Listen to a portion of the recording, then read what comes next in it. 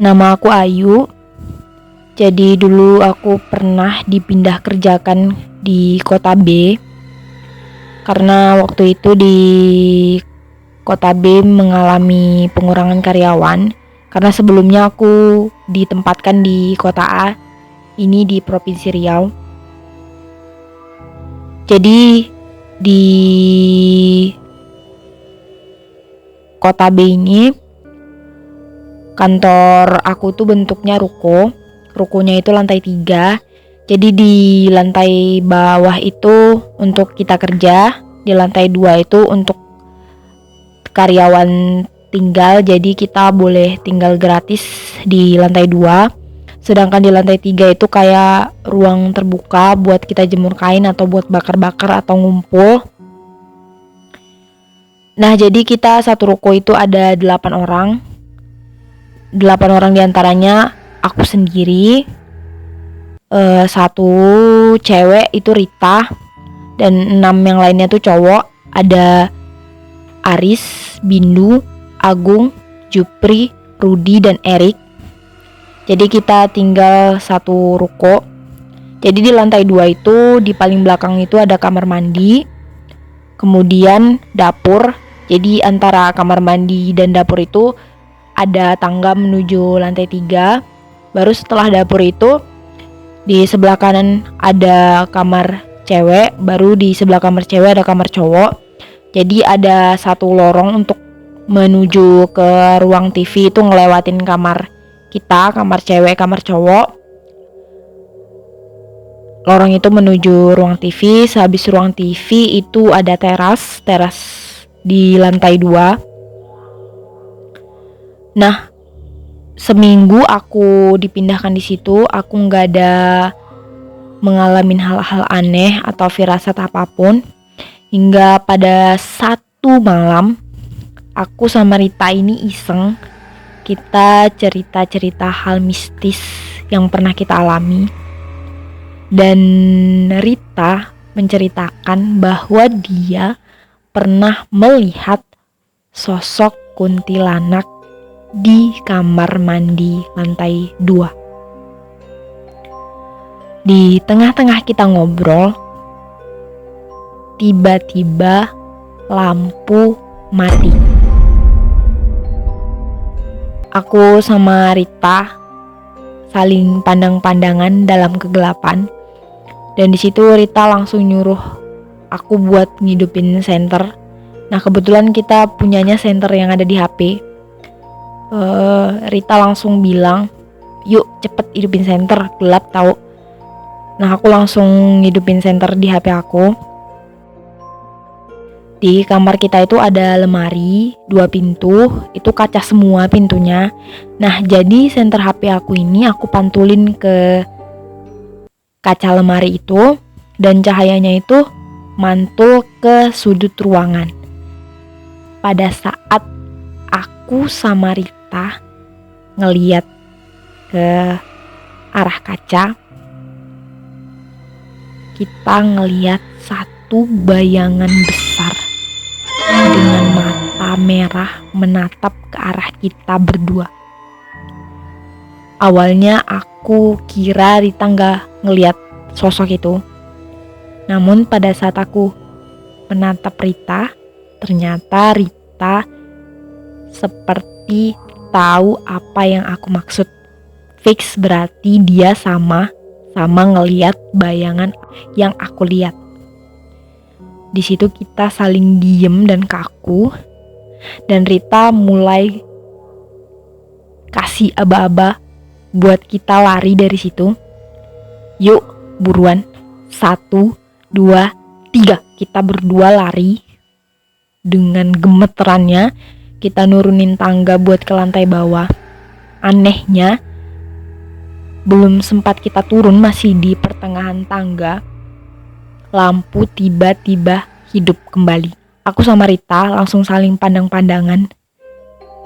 Kita ngerasa kebingungan, juga ketakutan dengan apa yang kita lihat tadi. Jadi kita perlahan nurunin tangga, dan si Rita udah gandeng tangan aku. Kita berdua di situ udah panas dingin dan tegang banget. Jadi pas kita sampai di lantai bawah, ternyata karyawan laki-laki lagi pada ngumpul. Jadi mereka ngelihat kita kayak aneh karena muka kita tegang banget.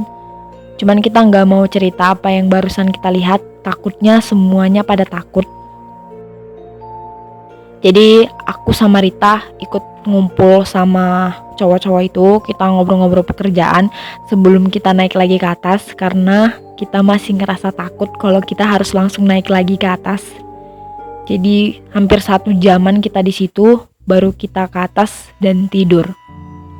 Nggak sampai di situ, beberapa minggu kemudian aku ngerasa pundak aku itu berat banget, kayak sedang memikul beban atau kayak kecapean gitu. Padahal kerja aku tuh gak berat banget, kayak cuma nulis doang, gak yang ngangkat-ngangkat beban gitu, enggak. Cuman aku ngerasa pundak aku itu berat banget. Jadi pada satu pagi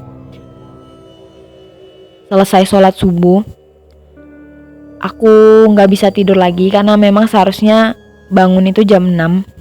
Cuman karena aku sholat dan gak bisa tidur lagi, aku memutuskan untuk menyapu lorong yang ada di depan kamar kita, kamar cewek, kamar cowok. Jadi aku nyapu lorong itu. Nah, beberapa kali itu aku berhenti untuk mijet pundak aku karena memang sakit banget. Beberapa kali aku berhenti, hingga pada saat aku berhenti untuk yang kesekian kalinya, aku ngelirik ke dinding kanan. Jadi posisi ruang TV itu lampunya mati. Jadi yang hidup itu cuma lampu dapur. Jadi kayak bayangan aku itu mantul ke dinding kanan. Aku ngelirik sekilas, kok bayangan aku kayaknya aneh ya gitu. Cuman aku gak berani untuk ngeliat, tapi aku penasaran. Nah, penasaran inilah yang mengalahkan ketakutan aku. Saat aku noleh ke kanan ngeliat bayangan aku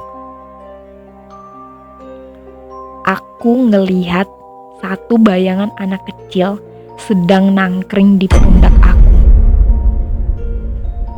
Aku langsung teriak, ngebanting sapu dan lari masuk ke kamar, ngunci pintu dan nutup seluruh badan aku dengan selimut. Di situ aku udah gemeteran hebat. Dan di situ Rita merasa terganggu dan akhirnya dia nanya sama aku, "Kamu kenapa sih, Yuk?" Cuman karena aku udah ketakutan banget dan gak mau juga buat Rita takut, jadi aku cuman bilang gak ada. Dan akhirnya kita lanjut tidur lagi. Singkat cerita, pada satu malam minggu, karyawan laki-laki yang bernama Aris mengajak aku sama Rita buat makan malam di luar. Karena waktu itu habis gajian, jadi ceritanya si Aris ini ngajak kita makan, dia yang bayarin gitu. Jadi aku nyuruh si Rita sama si Aris ini buat jalan duluan. Jadi aku di belakang buat ngunci pintu kamar. Nah, selesai aku ngunci pintu kamar, aku mulai jalan. Tapi aku ngerasa di belakang aku kayak ada yang ngikutin. Jadi aku beranikan diri buat noleh ke belakang. Pada saat aku noleh, ternyata gak ada apa-apa. Nah, balik lagi aku ke arah depan. Aku ngerasa di langit-langit atas atap ini kayak ada sesuatu yang gerak-gerak. Di situ aku udah mulai gak enak. Perasaan aku udah mulai gak enak. Aku udah mulai merinding. Cuman aku penasaran. Aku beranikan untuk ngelihat ke atas. Bener aja, saat aku ngelihat ke atas, ada satu bayangan besar yang seakan-akan ingin menerkam aku. Di situ aku kaget dan jerit, aku lari dan gak sengaja aku nabrak Rita sama Aris yang ada di depanku dan aku jatuh ke lantai. Di situ Rita sama Aris langsung nanya kompak, "Kamu kenapa?" Aku langsung bangkit dan bilang gak ada apa-apa. Jadi aku langsung lari duluin mereka. Jadi pada saat aku turun tangga belum sampai bawah, gak tahu kenapa tangga itu tiba-tiba tuh licin. Jadi aku kegelincir sampai bawah dan menyebabkan kaki kiri aku terkilir. Sontak Rita sama Aris di situ langsung ngejer aku dan nolongin aku. Dan Rita bilang, kita istirahat aja di atas. Cuman karena aku saking takutnya dan aku juga gak berani cerita, aku tahan-tahan sakitnya dan aku tetap mau kita makan di luar karena aku gak berani buat balik lagi ke lantai 2. Dan akhirnya mereka berdua mau ngikutin apa kata aku. Jadi cerita ini bakalan lanjut lagi di ruko-ruko yang lainnya karena aku dipindahkan kerja itu sampai beberapa kali dan di setiap ruko yang aku tinggalin aku selalu melihat atau merasakan penampakan-penampakan yang ada di sekitar ruko tersebut. Sampai jumpa di cerita yang lainnya.